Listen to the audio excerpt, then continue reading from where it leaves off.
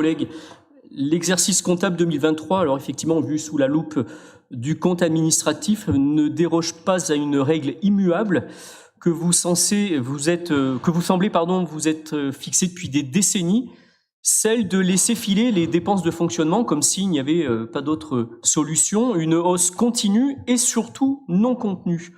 Continue parce qu'au fond c'est comme ça, c'est votre marqueur, les hausses s'enchaînent, quel que soit le contexte. Et on en a encore eu la démonstration dans la présentation de Madame El Hafidi, ce n'est évidemment jamais de votre faute. Ça ne varie pas non plus. Elle passe cette année, pour rappel, de 163,9 millions d'euros à 171,6, soit une hausse de 4,8%.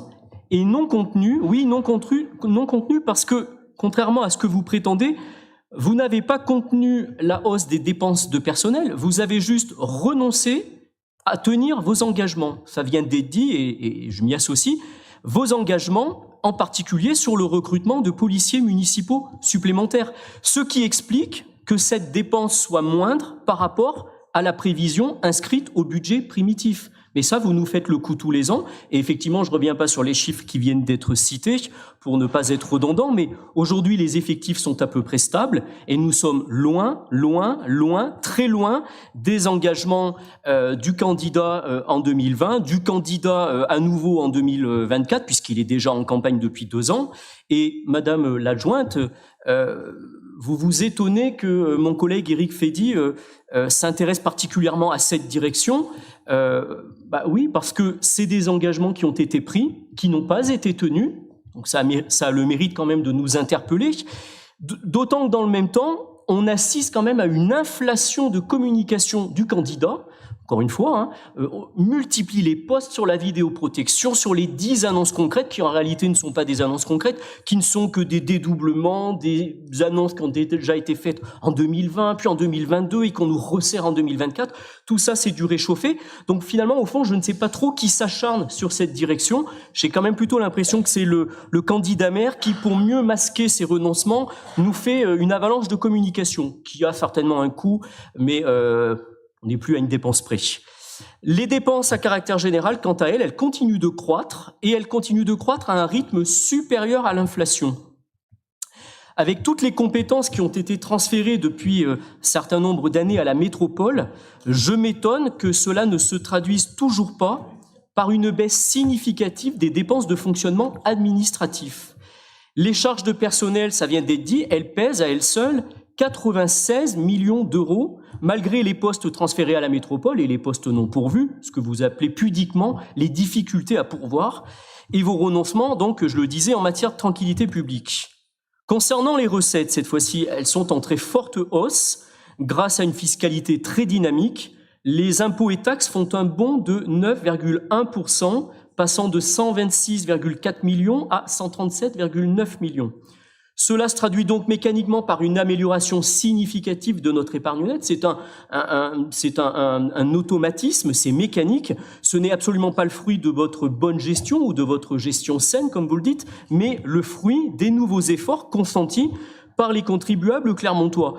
Et j'ajoute que, c'est vrai, vous critiquez beaucoup le gouvernement, comme ça n'est jamais de votre faute, il vous faut bien toujours un bouc émissaire. Mais en tout cas, la manne fiscale, vous êtes bien content de la prendre.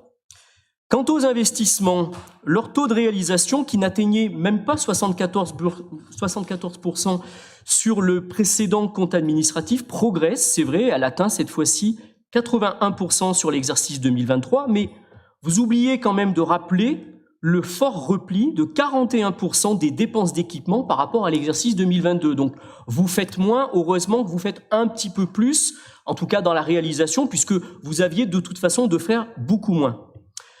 Ce compte administratif laisse donc apparaître une amélioration des ratios financiers en trompe-l'œil. Si l'on en fait une lecture purement comptable, effectivement, bon, tout va bien. La réalité est quelque peu différente si on en fait une lecture plus politique. Et il suffit de regarder ces mêmes ratios à la métropole, d'ailleurs, pour bien s'en rendre compte, ils se dégradent d'autant plus vite qu'ils s'améliorent à la ville, et il me semble que vous en êtes aussi les responsables.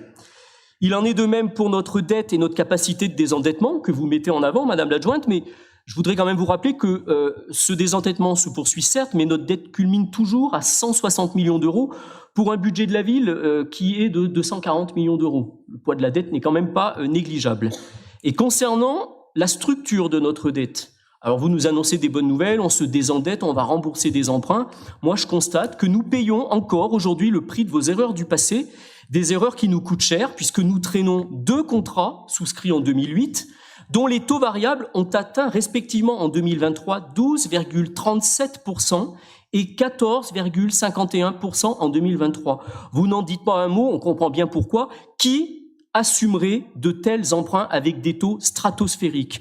Donc non, malgré votre interprétation très flatteuse de ce compte administratif et du rapport annuel de la dette, cette dette reste un sujet de préoccupation majeure pour nos finances municipales et je suis particulièrement inquiet quand je vois qu'aujourd'hui 27% de nos emprunts restent à taux variable.